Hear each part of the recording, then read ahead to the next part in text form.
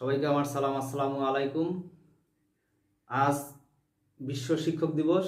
বিশ্ব শিক্ষক দিবসে সকল শিক্ষকের প্রতি আমার সশ্রদ্ধ সালাম, শুভেচ্ছা এবং অভিনন্দন এবং আন্তরিক ভালোবাসা।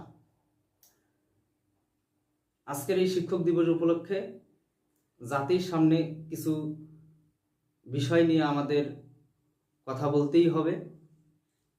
আজ শিক্ষক দিবস, এই শিক্ষাকে একটা মহান পেশা হিসেবে সর্বজন স্বীকৃত, কিন্তু বাংলাদেশে শিক্ষা ব্যবস্থা, শিক্ষক সমাজ এবং পুরা শিক্ষক যে সেক্টরটা পুরোটাই একটা বৈষম্যে ভরপুর।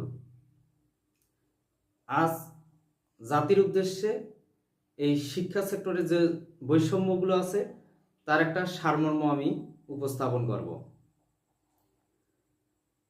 শুধু আমরা যে মাধ্যমিক সেক্টরটা, এমপিভুক্ত শিক্ষকরা যে বৈষম্যের শিকার তা কিন্তু না, বাংলাদেশের পুরো শিক্ষা সেক্টরটাই বৈষম্যের শিকার, বৈষম্যের শিকলে আবদ্ধ। যেমন প্রাইমারি সেক্টরে আপনারা জানেন প্রাথমিক শিক্ষা সেক্টরটা জাতীয়করণ করা হয়েছে, কিন্তু শুধুমাত্র প্রাইমারি স্কুলগুলোকে জাতীয়করণ করা হয়েছে, কিন্তু অপরদিকে ইবতেদায়ী যে সেক্টরটা সেটাকে এখন পর্যন্ত জাতীয়করণ করা হয়নি। এটা একটা চরম বৈষম্য।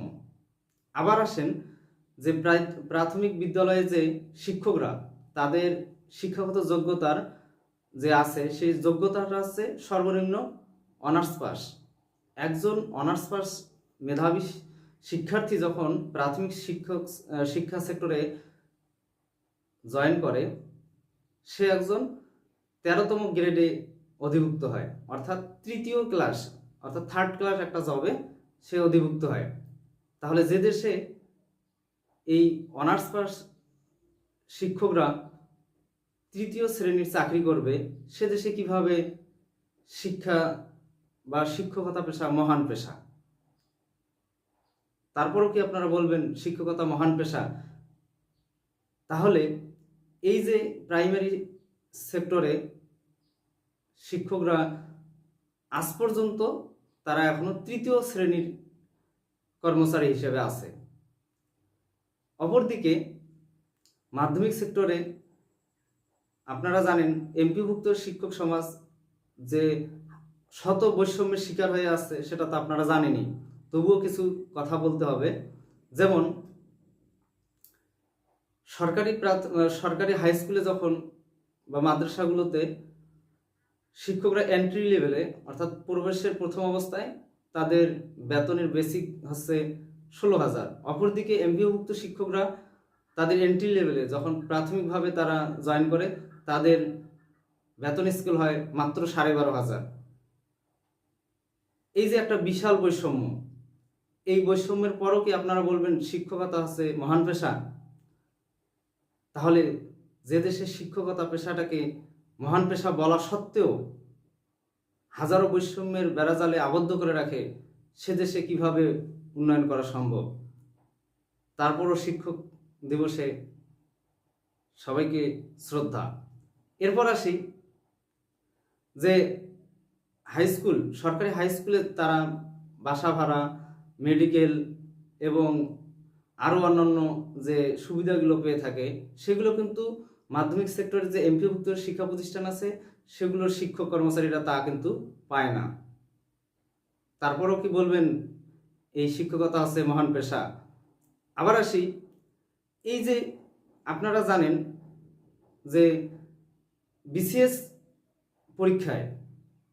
পরীক্ষায় সবারই 99% তাদের চয়েস লিস্টের সবার নিচে থাকে শিক্ষা ক্যাডার।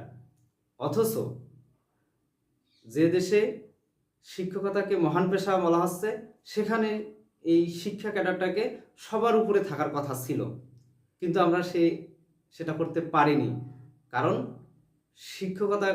শিক্ষা সেক্টরটাকে চরম বৈষম্যের মধ্যে স্থাপন করা হয়েছে।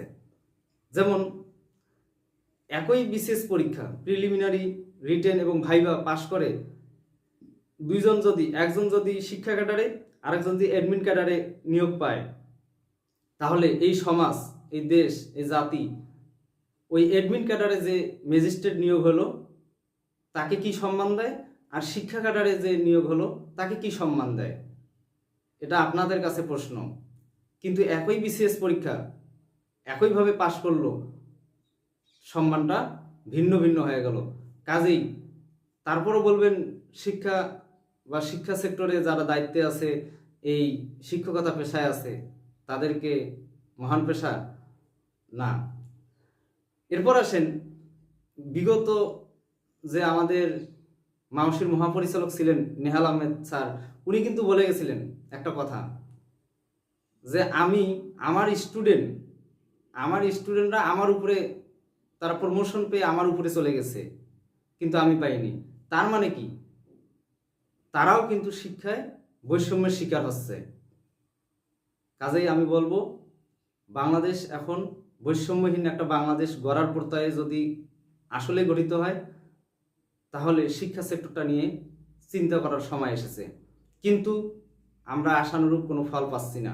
কারণ এই নতুন বাংলাদেশে এখন পর্যন্ত 6টি সংস্কার কমিশন গঠন হলেও এখনো পর্যন্ত শিক্ষা সংস্কার কমিশন গঠন করা হয়নি।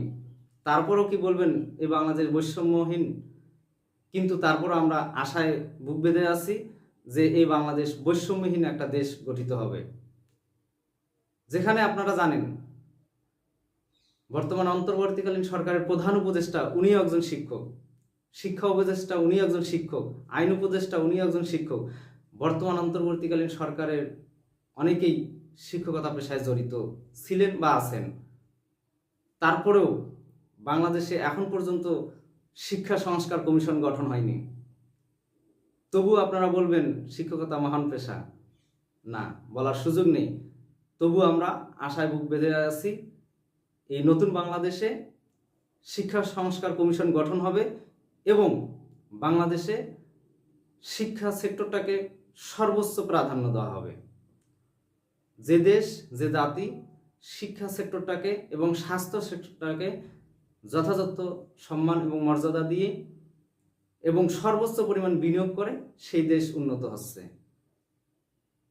কাজেই আমরা চাই বাংলাদেশ উন্নত হোক, শিক্ষা এবং স্বাস্থ্য ক্ষেত্রে সর্বোচ্চ পরিমাণ বিনিয়োগ করুক, সর্বোচ্চ মেধাবীরা শিক্ষা সেক্টরের দায়িত্বে আসুক, এই প্রত্যাশা ব্যক্ত করে মহান শিক্ষক দিবসে সকল শিক্ষকের প্রতি আবারও সশ্রদ্ধ সালাম এবং ভালোবাসা ও আন্তরিক শুভেচ্ছা জ্ঞাপন করছি।